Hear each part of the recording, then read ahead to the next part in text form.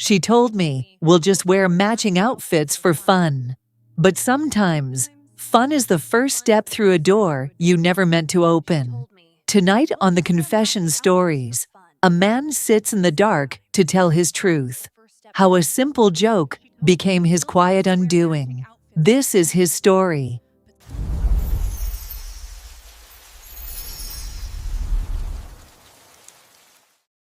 I still remember the way the kettle clicked before it began to sigh, the soft steam lifting off the spout and fogging the kitchen window as the morning came on pale and ordinary.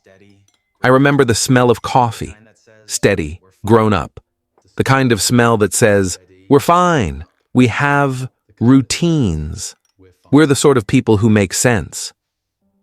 I was thinking about my meeting, about whether the rain would hold, when Lena rounded the corner and the world moved a fraction to the left. It wasn't anything dramatic. She wore a sweatshirt, beige, soft, the kind of color you only notice when it starts to mean something. The sleeves were pushed to her forearms. Her hair was in a low tie, not the careful bun she made for big days, and there was a lightness to her face I couldn't place, as if there was a private joke in the room I hadn't been invited to. "Spencer got the same one," she said, eyes still lowered. "We thought it'd be funny to wear matching outfits today." There are sentences that arrive like rain on a tin roof, harmless at first, until you realize the rhythm won't stop. Matching outfits. I made myself smile, because that's what you do when you love someone and you trust them, and you're not about to be the man who argues with a sweatshirt. "That's cute," I said. The word felt like a coin I didn't want to spend. She kissed my cheek, left a ring of coffee on the table, and drifted to the door with the half-dance walk she has when she feels good in her skin. I watched her through the hallway mirror, the beige catching the dull winter light, and I told myself to be kind, to be grown, to stop the story before it started. By 10, I had failed at all three. At 11, there was a message, a blurred photo of the team in the lift, sleeves, badges, paper cups. She and a tall man beside her, both in beige, both grinning at something just outside the frame. "The twins have entered the building," the caption said. I smiled at my screen the way a man smiles at a locked door he still calls home.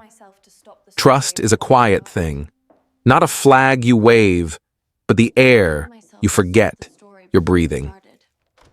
That day, it became something I could hear, like a machine hum in the next room. When she came home, she was bright with other people's voices. "You should have seen their faces," she said. "They were taking bets on who suggested it first." She poured water, laughed. "We might do it again next week. Someone said we should theme it." The fork she'd been holding clinked against the sink, and something in me did the same. We are told that the office isn't sacred. People joke, people laugh. There are memes, threads, private slangs. And yet, somewhere in that weather of irony, my girlfriend had acquired a twin. It wasn't wrong. It just wasn't mine. I didn't say any of this. We ate dinner, her on the counter stool, me leaning against the fridge. Later, she fell asleep on my shoulder. The beige sweatshirt was thrown over the back of a chair, not the chair she usually chose. And that was the sort of detail my mind started to keep, like receipts. 3 days later, another photo surfaced. This time, not from her. A colleague had posted a candid from the break room, Lena at the edge of a table, spine relaxed, head tipped toward Spencer. His hand resting just behind her chair, close enough to mean nothing, but too close to mean nothing at all. Caption: Duo vibes. I closed the app, opened it, closed it again, then went to make tea for the person I had been 10 minutes ago. When she got home, I showed it to her, because that's what I thought adults did. Point at the thing and name it. People are dramatic, she said, smiling the smile that asks for loyalty. It's just a shirt, love. It's a day. She kissed me then properly, like she wanted the conversation to end in a place where our mouths agreed. I let it. I wanted to be finished with the part of me that had questions. But questions are patient. They wait for the quiet. They come to the bed at 2 a.m. when the house has decided you're not going to sleep.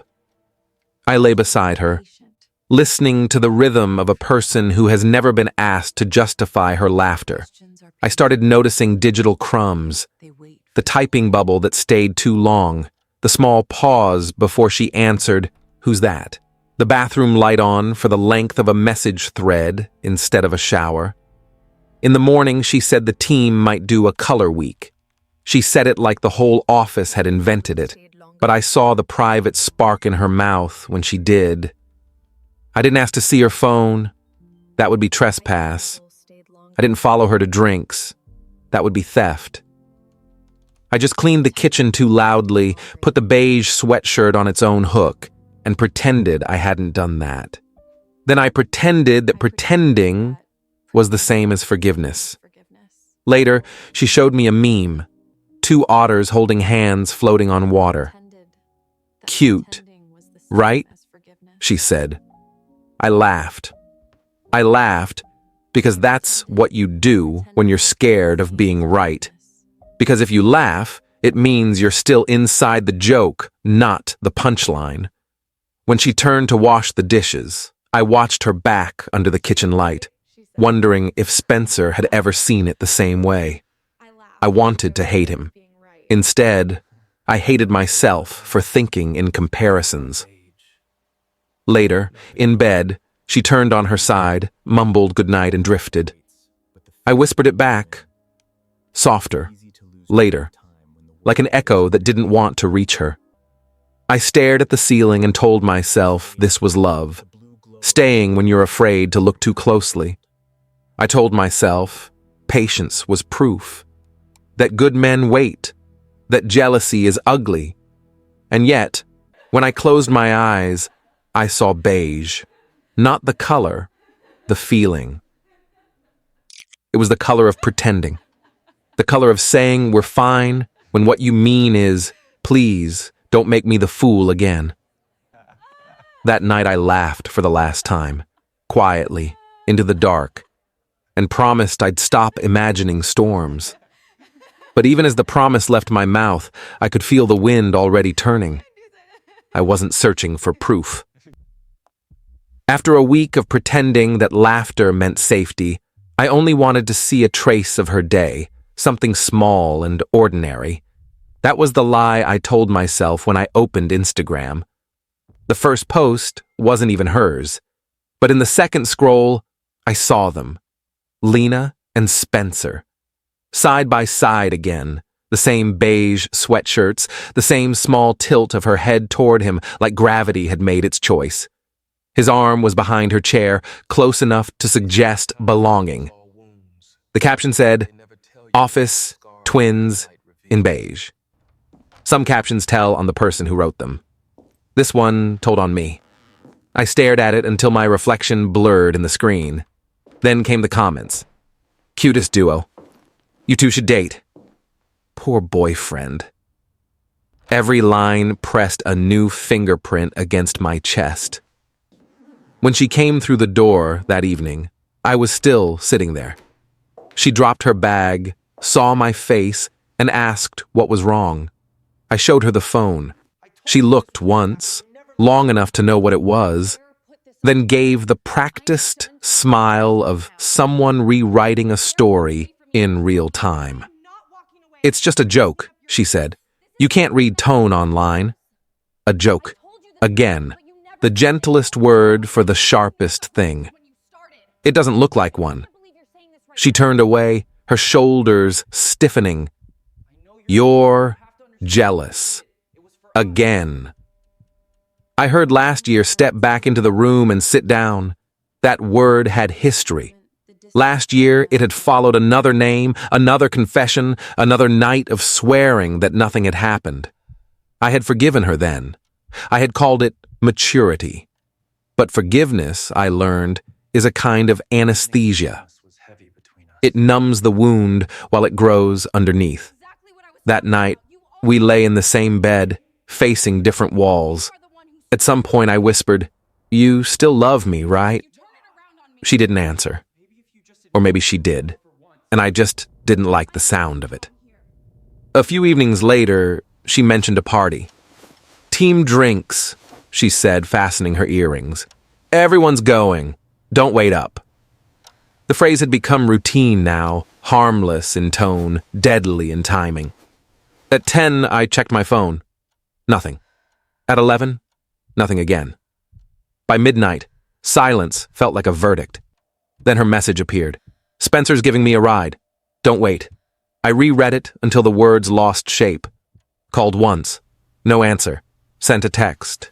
No reply. The living room filled with the noise of the clock. What is a home if it flinches when you enter it? I went outside, drove nowhere, let the streets pull me through their wet reflections.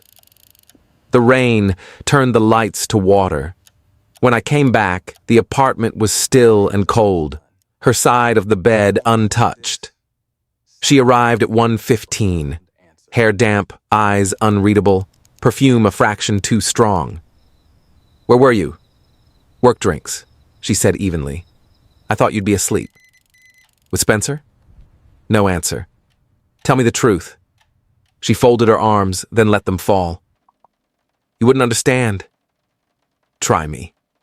Her eyes met mine, tired, unguarded, holding a truth she had carried too long. "You really want to know?" "Yes." He kissed me. Something in the room unclipped. The clock kept time for the version of us that stayed. The words were quiet, almost merciful, not a confession, an offering. I stood still. She looked away. "He's moving." It was after the party. We said goodbye. It just happened. It just happened. Every betrayal hides behind that phrase. I wanted to ask if she had kissed him back. I didn't. Something inside me had gone still, as if sound no longer worked the same way. She reached out and touched my sleeve, a reflex of habit more than remorse. I stepped back. She let her hand drop. The rest of the night passed in the quiet that follows explosions. I lay on the couch, staring at the ceiling, trying to find a version of events where I could still be the man she came home to. There wasn't one. Morning arrived like a punishment.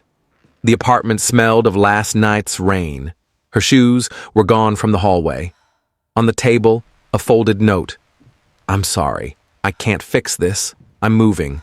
Beneath it, the beige sweatshirt. I sat there, holding the fabric. It was still soft, still hers. I pressed it to my face until the smell faded into something like silence. There are many ways to lose a person. Sometimes it's a fight, sometimes a distance, and sometimes it's a kiss that happens somewhere you can't follow. I whispered the words she had said. He kissed me. Again and again, until they stopped sounding like English. Then I folded the sweatshirt, placed it back on the chair, and watched the light crawl across it as morning broke. By the time the sun reached it, the color had changed. Not beige anymore. Something paler, almost empty. The color of an answer I hadn't wanted, but had asked for anyway. I didn't move for a long time. The note sat there on the table, quiet as guilt. Beige had been a color once. Now it was ash I kept rearranging. The sweatshirt beside it looked harmless. The same soft fabric, the same color that had started everything. I wanted to throw it away. I didn't. Instead, I folded it. That small, automatic act felt like denial dressed as care. Because if I folded it, it wasn't a ruin. It was laundry. For days, maybe weeks, time stopped making sense. I went to work, answered questions, nodded at people who asked how I was. No one noticed the pause before I said fine. People rarely do. The apartment stayed the same, but without her, it sounded different. There was an echo in every drawer, every chair. The beige sweatshirt hung by the door like a flag from a country that no longer existed. Sometimes I'd reach for my jacket and touch it by accident. Each time, it felt less like fabric and more like memory trying to hold my hand. At night, I tried to sleep, but my body had learned new habits, waiting for the sound of keys, for the soft click of her bracelets against the counter, for a voice saying, "I'm home." The city outside moved on. So did the people. Even the rain came differently. One Sunday, I found myself walking to the cafe we used to go to. The same table near the window was free. I sat there, ordered her usual drink without realizing. When the cup arrived, I didn't touch it. There was a woman at the next table wearing a beige coat. She laughed, tilting her head just like Lena used to. For a second, my heart forgot to understand distance. I looked away, and it hit me how grief isn't only about losing someone. It's about losing the version of yourself that existed beside them. For a while, I lived inside that absence. It wasn't noisy. It was worse. It was quiet enough for memory to replay every word she'd said. It just happened. I went back to work, buried myself in hours, emails, meetings. The world rewarded me for functioning. It never asked if I was living. Months passed. The sweatshirt stayed. I told myself I'd throw it away once it stopped smelling like her. It never did. Sometimes I'd sit by the window at night, the same window where we once watched the world blur in rain. I'd talk out loud just to hear my own voice. It was the only sound that didn't lie. People say heartbreak teaches you things. I think it doesn't teach. It audits. It doesn't take betrayal. Not really. Just a few missed details, a few unasked questions, and a laugh shared 1 inch too close. I tried to hate her. I failed. Hate is easy when someone meant nothing, but she had meant everything, and that makes hate impossible. What stayed wasn't rage. It was the quieter kind of grief.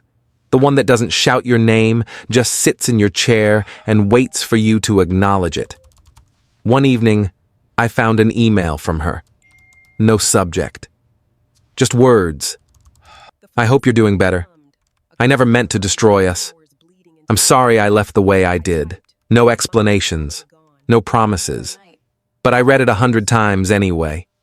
Then I wrote back, deleted it, wrote again, deleted again.